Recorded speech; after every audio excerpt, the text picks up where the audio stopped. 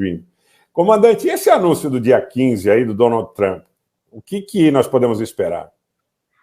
Rogério, deixa eu só colocar um ponto que é muito importante aqui, antes de eu entrar. Claro. Deixa eu falar uma coisa que é muito importante para vocês. Nos anos 1960, tinha um general americano, brigadeiro, o Curtis LeMay. Ele era uma lenda na Força Aérea dos Estados Unidos, criou o Comando Aéreo. O homem era uma lenda mesmo desde a Segunda Guerra Mundial. E um dia ele falou o seguinte, depois ele negou, essa frase perseguiu o LeMay até o túmulo, mas ele falou que nós deveríamos bombardear o Vietnã do Norte até devolver ele ao Paleolítico. Aí um oficial americano rebateu, falou, o problema, general, é que eles já estão no Paleolítico, o país é muito atrasado, era um país agrário realmente. Só que essa técnica do LeMay está sendo usada pela Rússia agora. Eles estão bombardeando a Ucrânia até devolver a cidade para a Idade Média. Até devolver Kiev para a Idade Média. Nós estamos entrando... Porque, gente, vocês não estão observando uma coisa. A partir do momento que vão destroçar o sistema de energia ucraniano, sem energia você não faz nada. Né? Você pode aí, por um colapso na rede de água e esgoto, você vai ter doenças seríssimas, doenças que não existiam antigamente. Doenças que são características dos anos de guerra. Cólera, tifo, etc. Então, é muito, assim, é avassalador o que pode vir pela frente. Não é um simples bombardeio, não. Bom, vamos falar do Donald Trump agora. Hoje eu penso da seguinte forma. O Trump é uma incógnita, porque em 2024, né, ele já vai estar com uma certa idade, a gente não sabe se vai dar para ele ser presidente. Mas nós precisamos olhar uma coisa. O pessoal critica muito o trumpismo, né? Se critica, uma série de críticas que a gente vê aí, algumas delas com razão e outras não. Só que você tem que olhar uma coisa. É muito importante isso. O eleitor trumpista, ele tem uma razão. É que os democratas não estão oferecendo soluções para o país. Eu não acho que o Trump vai ser a pessoa que vai oferecer essas soluções. Eu não penso dessa forma. Mas o outro lado também não está oferecendo solução nenhuma. Então, na verdade, eu tenho uma desconfiança, que é o sistema político americano que está se esgotando. Que nenhum dos dois lados oferece mais uma solução. Eu penso que o Trump, em certas coisas, ele foi um desastre, principalmente na condução do Oriente Médio. Ele foi um desastre, mas as buscas do trumpismo atendem uma ansiedade da maioria silenciosa dos Estados Unidos, para a qual os democratas não conseguem olhar. Você quer ver uma coisa? O pessoal fala aí que são mais de 400 mil sem teto nos Estados Unidos, mais de 400 mil pessoas, 400 a 500 mil pessoas que dormem nas ruas toda noite, né? Enquanto isso, você tem um Joe Biden jogando 60 bilhões de dólares na Ucrânia. Isso aí só fortalece o Donald Trump, é uma realidade, né? Então, eu acho assim, mesmo que ele não venha, mesmo que ele não seja candidato, mesmo que ele não seja eleito, vai nascer alguma coisa nos Estados Unidos que é uma alternativa a esse governo democrata que se descolou completamente das necessidades da sociedade americana, e vou mais, hein? Isso pode acontecer no Brasil também. Nós chegamos num ponto de ter um esgotamento do sistema político.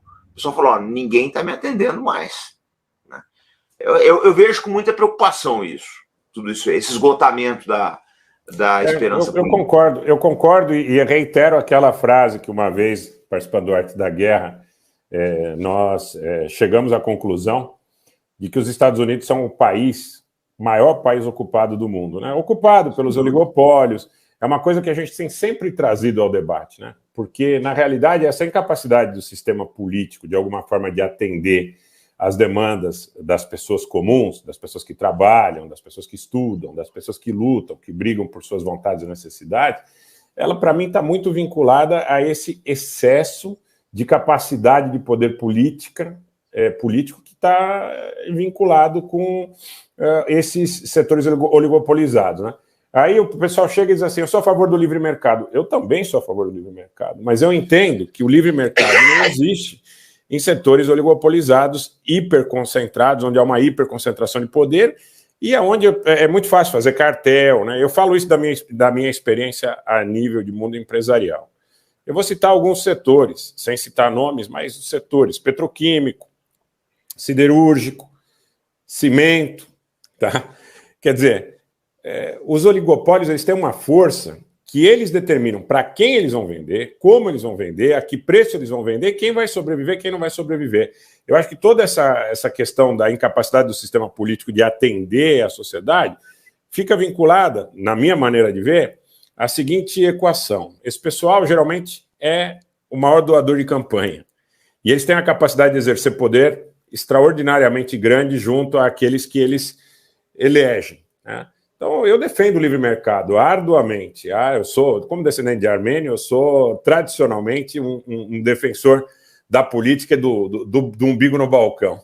Mas, desde muito cedo, eu aprendi isso. Agora, eu acho que a gente vive esse drama que o comandante está colocando, e eu sinto que a gente vive isso no mundo todo. Na Armênia, no Brasil, nos Estados Unidos, em todo lugar do mundo, a gente vive um pouco desse drama, da incapacidade do sistema político, seja de direita, seja de esquerda, seja de centro, seja o que quer que seja, de fornecer soluções a pessoas que estão angustiadas, procurando uma solução objetiva para os seus problemas.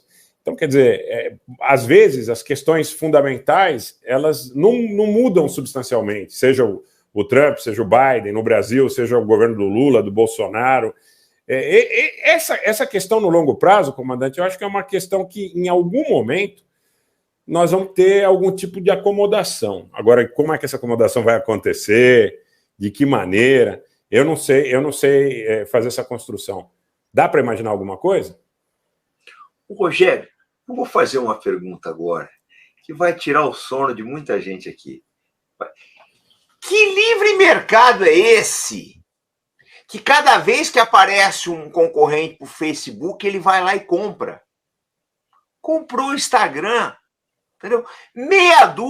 Menos que meia dúzia de corporações controlam todas as redes sociais do mundo. Que livre mercado é esse? Não é livre mercado, é um oligopólio tremendo, não existe. Essa história do livre mercado, gente, não existe. Isso é uma lorota. Pode ver todas as vezes que aparece uma rede social aí concorrente, o Facebook ou o Google vão lá e compram. Tiram do ar. Deveria haver uma lei nos Estados Unidos, tá, para impedir essa cartelização. Eu falo sempre o seguinte: para mim, um dos maiores nomes da história dos Estados Unidos é o Theodore Roosevelt. Ele perseguiu o David Rockefeller como a cruz perseguindo o diabo para fazer o Rockefeller quebrar a Standard Oil. Ele obrigou a acabar com o monopólio. Ele foi um dos melhores presidentes da história dos Estados Unidos nesse quesito. Hoje não tem gente assim, pelo contrário. O pessoal favorece isso, favorece essa cartelização. Então, eu não acho que... Isso é uma falácia. O livre mercado é uma falácia. Eles não querem isso, gente. Eles querem monopólio. Essa é que é a verdade. O Facebook, se ele puder, ele compra o Google e vice-versa. Se puder, compra o outro. Então, eu não acredito nessa conversa, sinceramente, eu não acredito nisso. Eu acredito o seguinte: olha, você quer ver uma coisa? Eu acho que tudo é lenda. Por exemplo, o livre mercado eu acho uma lenda. Eu acho que a democracia é uma lenda lá, porque você quer ver um negócio? Só é democracia, só pode fazer manifestação quando você não vai de encontro a certos interesses do establishment. Você lembra o que teve no Canadá? Sim. Das manifestações contra a vacina. Então, eu acho que a gente vive num mundo falso. Uma falsidade muito grande. Você vê a quantidade de gente na Europa revoltada com os preços da energia ocasionados pela guerra da Ucrânia, que não tem voz. Então, é um mundo muito artificial, é muito falso. O problema todo é que isso aí começa a se refletir na política, né? A gente vê líderes sem condições. Você pega aí, além do Joe Biden, você teve esse ano na Inglaterra, nós já estamos no Reino Unido, estamos no terceiro primeiro-ministro. Você vê aquele caso daquela moça lá na Finlândia, que ela não tinha a mínima condição de ser primeira-ministra. Então, eu acho que nós estamos vivendo um mundo em que as instituições elas estão fracassando fragorosamente. Elas são muito bonitas no nome, na aparência, né, na descrição, etc. Mas na prática, elas não melhoram a vida do cidadão. Eu acho que se as coisas continuarem assim, o ocidental ele vai acabar sentindo inveja do chinês, vai acabar sentindo inveja do indonésio, vai acabar sentindo inveja desses outros países aí, onde o nível de vida começa, está encostando e já vai passar de alguns países ocidentais, em alguns casos já passaram. Está bastante discutível isso tudo que nós estamos vivendo, cara. Eu acho muito discutível. Porque se fala muito. O Trump é uma pessoa muito combatida nos Estados Unidos. Tudo bem, não acho que ele é o ogro que pintam e também não acho que ele é a 8ª maravilha do mundo. Mas ele tem um motivo dele ter essa posição toda. Existe um motivo. O motivo é que o establishment não consegue oferecer nada melhor no momento, né? Eu concordo. Essa dificuldade é uma dificuldade que gera uma insatisfação tremenda da população nos Estados Unidos, no Brasil, no Canadá, na Europa, na Ásia, de um modo geral, salvo em situações como essa, bem citada, e aqui eu não estou fazendo apologia, o problema é que ainda tem que explicar isso. Não estou fazendo apologia do comunismo ou da China, né? Mas quando você tem um governo suficientemente forte a ponto de, pelo menos, conseguir algum grau de disciplina em relação a esses setores oligopolizados, me parece que a analogia que eu faço é entregar parte dos anéis para não entregar as mãos, que dentro desse sistema liberal que a gente vive, me parece que é o que tem acontecido.